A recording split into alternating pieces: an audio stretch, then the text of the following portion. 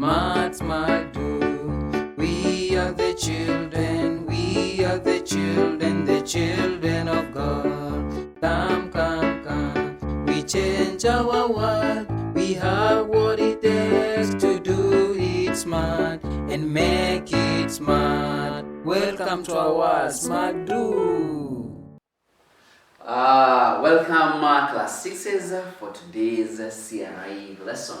I hope you are doing well wherever you are. Now, today we are going to continue with our topic, Christians supporting people with special needs. We have already mentioned categories of people who have special needs. Now, who can remind us the last sub-unit that we looked at about people with special needs? Very good. We looked at people who are visually impaired.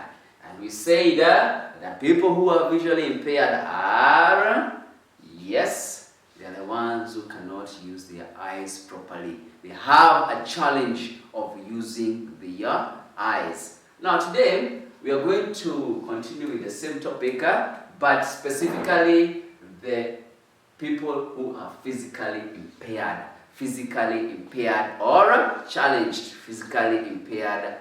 challenged. Now, these are the people who find it difficult in using their limbs. They find it difficult in using their limbs. Now, when we talk about limbs, what are we talking about here? We are talking about the use of the hands. The hands and legs. So these are the ones we are referring to as the people who are physically impaired. They may have a hand that is not developed properly. They may have a hand that was injured. They may have a hand that was born like that. So there are many reasons people who are physically impaired find it difficult. Now, some of the causes of somebody being physically impaired or having it difficult in using either the hands or the limbs are very good. We have accidents. Some people may be involved in an accident, and in this accident, you find that somebody has got the hand injured in a manner that it cannot work or function properly anymore. Another reason. Yes, somebody says diseases or sickness. Diseases or sickness. Some diseases may cause us to be impaired in any of these parts of our bodies, the hands or the legs. For example, we have the polio. Polio is the disease that causes impairment of either the hands or the legs. Very good. We have some may suffer from diabetes.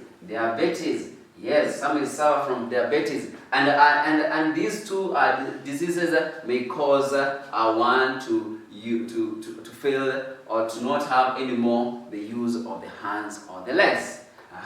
Number 3, another cause of impairment will be very good.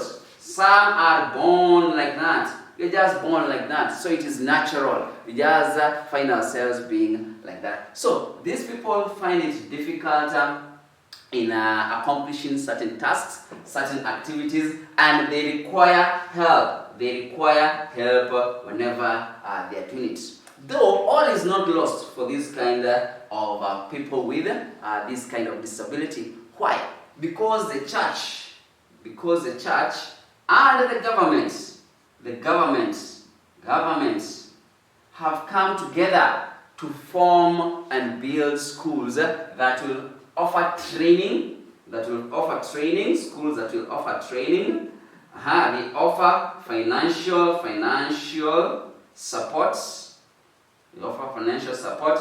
For these people so that they can be self-reliant. Now, one of the schools that is there and supports people who are physically impaired, that is, they cannot use the hands or the legs, is Joy Town School. Joy Town School in Thika. We have the Joy Town School in Thika. Now, this is one of the schools whereby training of individuals who have physical challenges is done. And this one is run by the Salvation Army Church. The Salvation Army Church. Now, the other one is the Joyland School in Kisumu. Joyland School in Kisumu, also run by the Salvation Army. Now, when they get these students who are physically challenged, they train them to be self-reliant and do some activities that will help them live a more comfortable life. Now, in the Bible, it teaches us to be caring, and we should have that heart of taking care of people who are physically challenged. For example, in the book of Acts, the Acts of Apostles, the things that the apostles did, we come across this man called, these two men, that is one, Peter and John. Very good. So, Peter and John were going to pray. They were going to pray. And where did they used to go? They used to go to pray in the temple. They used to go to pray in the temple. Now, it was noontime. And as he got to the beautiful gate, as it was called, beautiful gate, to get into the temple, they came across a lame man. Maybe it was he had been brought there that particular day, because they're not told any other time that they had found him there. So they found a lame man, and this man begged the two disciples of Jesus, to give him any money that they had. And that time he begged for either gold or silver, which maybe he would have used to buy some items that he required for his daily needs. But here we see these disciples looking at this man and telling them, unfortunately, silver and gold, we do not have. Silver and gold we do not have. But what we have is much greater than silver and gold. And they said to this man, in the name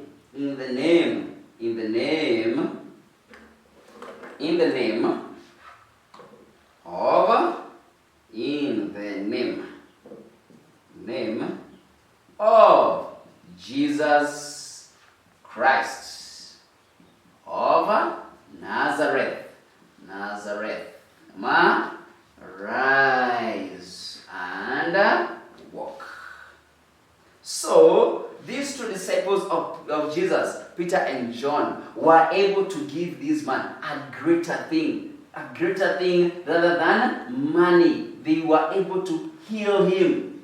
And immediately they finished saying that, this man stood up and started walking. And when he realized that, he started praising God.